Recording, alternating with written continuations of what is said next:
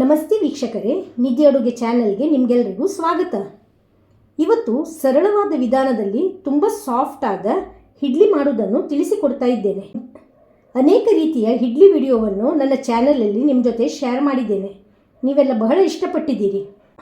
ಇವತ್ತು extra soft ಹಾಗೂ fluffy ಆದ ಮತ್ತೊಂದು ಇಡ್ಲಿ, ತಮಿಳುನಾಡಿನ ಫೇಮಸ್ ಇಡ್ಲಿ ಖುಷ್ಬು ಇಡ್ಲಿಯನ್ನು ನಿಮ್ಮ ಜೊತೆಗೆ ಶೇರ್ ಮಾಡ್ತಾ ಇದ್ದೇನೆ. ತುಂಬ ಸರಳವಾಗಿ ಅತ್ಯಂತ ಮೃದುವಾದ ಈ ಇಡ್ಲಿ ಚಟ್ನಿ ಸಾಂಬಾರ್ ಜೊತೆಗೆ ಬಹಳ ರುಚಿ ಕೊಡುತ್ತದೆ.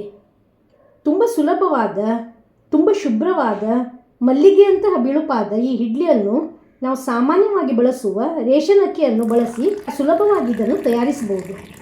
ಬನ್ನಿ ವಿಡಿಯೋವನ್ನು ಸ್ಕಿಪ್ ಮಾಡದೆ ನೋಡಿ.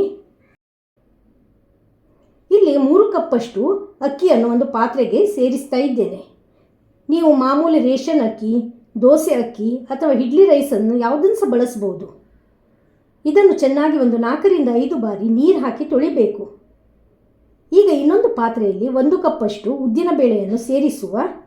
3 ಕಪ್ ಅಕ್ಕಿಗೆ 1 ಕಪ್ಪಷ್ಟು ಉದ್ದಿನಬೇಳೆಯನ್ನು ಸೇರಿಸಬೇಕು. ಇದರ ಜೊತೆಗೆ 1 ಸ್ಪೂನಷ್ಟು ಮೆಂತೆಕಾಳನ್ನು ಸೇರಿಸುವ.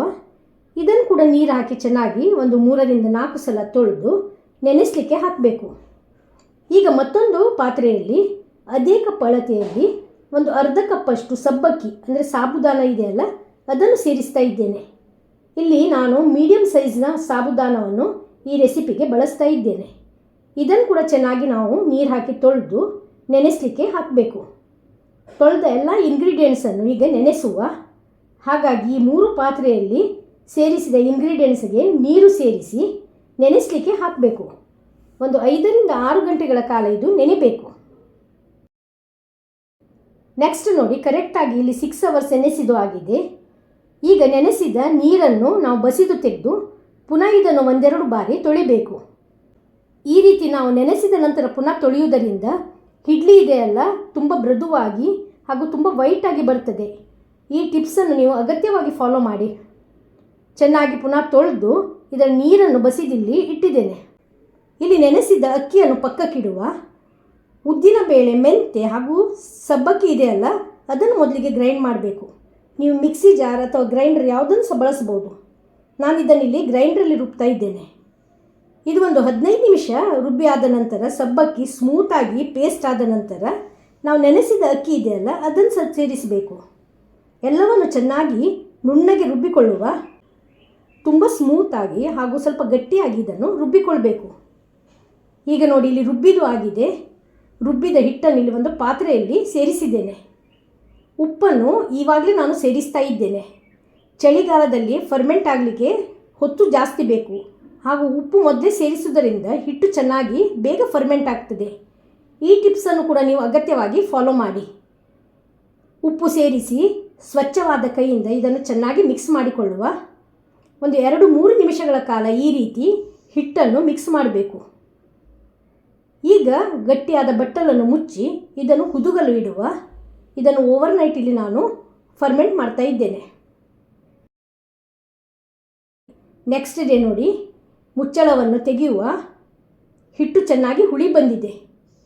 ಈ ರೀತಿ ಫರ್ಮೆಂಟ್ ಆದ ಹಿಟ್ಟನ್ನು ಪುನಃ ಮಿಕ್ಸ್ ಮಾಡಿಕೊಳ್ಬೇಕು. ಉಪ್ಪು ಹಿಂದಿನ ದಿನವೇ ಸೇರಿಸಿರುವುದರಿಂದ ಪುನಃ ಇವಾಗ ಸೇರಿಸ್ತಾ ಇಲ್ಲ.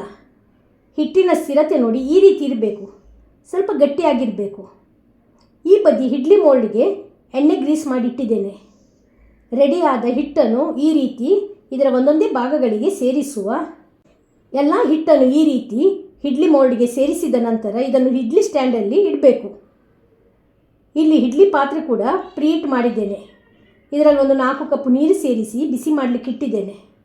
ಈ ಪ್ರೀಹೀಟ್ ಆದ ಇಡ್ಲಿ ಪಾತ್ರೆಯಲ್ಲಿ ಈ ಇಡ್ಲಿ ಸ್ಟ್ಯಾಂಡನ್ನು ಇಟ್ಟು ಒಂದು 12 ರಿಂದ 15 ನಿಮಿಷಗಳ ಕಾಲ ಮೀಡಿಯಂ ಉರಿಯಲ್ಲಿ ಬೇಯಿಸಿಕೊಳ್ಬೇಕು. ಇದು ಚೆನ್ನಾಗಿ ಹಬೆಯಲ್ಲಿ ಬೇಯಬೇಕು. ಈಗ ಕರೆಕ್ಟಾಗಿ 15 ಮಿನಿಟ್ಸ್ ಇದು ಬೇಯಿಸಿದ್ದು ಆಗಿದೆ. ಅದಕ್ಕಿಂತ ಜಾಸ್ತಿ ಇದನ್ನು ಬೇಯಿಸಬಾರ್ದು. ಜಾಸ್ತಿ ಬೇಯಿಸಿದರೆ ಇದೆಲ್ಲ ಇಡ್ಲಿ ಗಟ್ಟಿಯಾಗಿ ಬರ್ತದೆ. ಆದ್ದರಿಂದ ಒಂದು 15 ನಿಮಿಷ ಇದನ್ನು ಬೇಯಿಸಿದರೆ ಸಾಕು. ಈ ಬಿಸಿ ಹಬೆ ಹೋಗಲು ನಾವು ಕೆಳಗಿಡುವ. ಒಂದು 2 ನಿಮಿಷ ಇದು ತಣಿಲಿ, ನಂತರ ಇದನ್ನು ಡಿಮೋಲ್ಡ್ ಮಾಡ್ಬೋದು. ಇಡ್ಲಿ ಹಿಟ್ಟು ಕೈಗೆ ಒಂದಿಷ್ಟು ಅಂಟಿಕೊಳ್ಳೋದಿಲ್ಲ, ಅಂದರೆ ಇದು ಬೆಂದಿದೆ ಅಂತ ಅರ್ಥ. ನೋಡಿ ಎಷ್ಟು ಸಾಫ್ಟಾಗಿ ಫ್ಲಫಿಯಾಗಿ ಬಂದಿದೆ ಅಂದರೆ ನಿಮಗೆ ನೋಡಿದ್ರೇ ತಿಳಿಯುತ್ತದೆ. ಸೂಪರ್ ವೈಟ್ ಹಾಗೂ ಸಾಫ್ಟ್ ಆಗಿರುವಂತಹ ಖುಷ್ಬು ಇಡ್ಲಿ ಇಲ್ಲಿ ರೆಡಿಯಾಗಿದೆ. ಸಬ್ಬಕ್ಕಿ ಸೇರಿಸಿರುವುದರಿಂದ ಇಡ್ಲಿ ಹೆಚ್ಚು ಟೇಸ್ಟಿಯಾಗಿ ಹಾಗೂ ಫ್ಲಫಿಯಾಗಿ ಬಂದಿದೆ. ಇದೇ ಹಿಟ್ಟನ್ನು ಉಪಯೋಗಿಸಿ ಇನ್ಸ್ಟೆಂಟಾಗಿ ಇಡ್ಲಿಯನ್ನು ಮಾಡ್ಬೋದು. ಆದರೆ ನೀವು ಬೇಕಿಂಗ್ ಸೋಡಾ ಒಂದು ಅರ್ಧ ಸ್ಪೂನಷ್ಟು ಸೇರಿಸಬೇಕಾಗ್ತದೆ. ಇದನ್ನು ಸಾಂಬಾರು ಹಾಗೂ ಚಟ್ನಿ ಜೊತೆಗೆ ಸರ್ವ್ ಮಾಡುವ. ತುಂಬ ಸಾಫ್ಟ್ ಹಾಗೂ ತುಂಬ ಸ್ಪಾಂಜಿ ಆಗಿರುವಂಥ ಈ ಇಡ್ಲಿ ಒಂದು ಅದ್ಭುತ ರುಚಿಯ ಕಂಫರ್ಟ್ ಆದ ಬ್ರೇಕ್ಫಾಸ್ಟ್ ಅಂತ ಹೇಳ್ಬೋದು. ಇದೇ ಹಿಟ್ಟಿನಿಂದ ನೀವು ಪಡ್ಡು, ಬಂದೋಸೆಯನ್ನು ಸಹ ತಯಾರಿಸ್ಬೋದು. ಸೊ ಇವತ್ತಿನ ಈ ಸಾಫ್ಟ್ ಹಾಗೂ ಫ್ಲಫಿ ಆದ ಇಡ್ಲಿ ನೀವೆಲ್ಲ ಖಂಡಿತ ಇಷ್ಟಪಟ್ಟಿರ್ಬೋದು. ಇಷ್ಟವಾದರೆ ವಿಡಿಯೋಕ್ಕೆ ಲೈಕ್ ಕೊಡಿ, ಶೇರ್ ಮಾಡಿ ಹಾಗೂ ಸಬ್ಸ್ಕ್ರೈಬ್ ಮಾಡದೆ ನೋಡ್ತಾ ಇರುವವರು ದಯವಿಟ್ಟು ಸಬ್ಸ್ಕ್ರೈಬ್ ಮಾಡಿ. ಧನ್ಯವಾದಗಳು.